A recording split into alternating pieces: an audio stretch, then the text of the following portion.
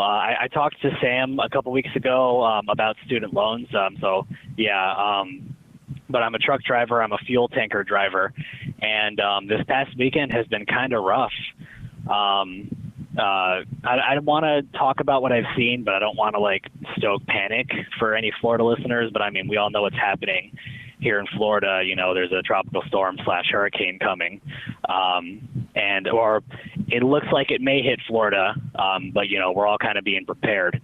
So everybody's filling up their cars.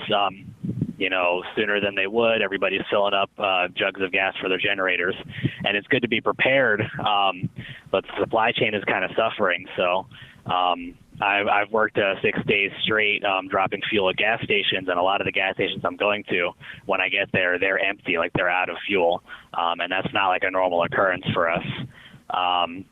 So I think it should be getting better now that it's Monday. I'm not working today. You know, I'm off on Sundays and Mondays, but I took an extra day to work on Sunday. But it should be getting better, you know, now that there's more truck drivers on the road, you know, just Monday to Friday.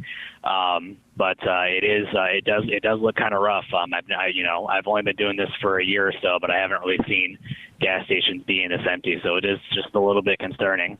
Yeah.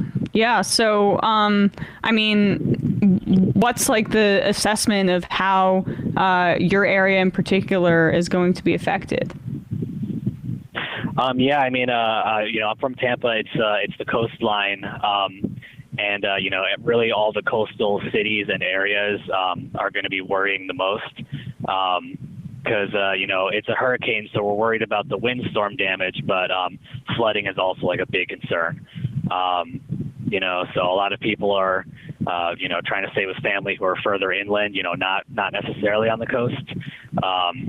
But when it comes to the wind, that could be knocking down power lines even further inland. So, I'm kind of talking just from my experience, being a truck driver. Like, I'm driving fuel to like places that are like 2-3 hours away, like a lot further inland. I'm also dropping to, spots on the coast, but, a lot of my job is just, driving fuel further inland from the port of Tampa.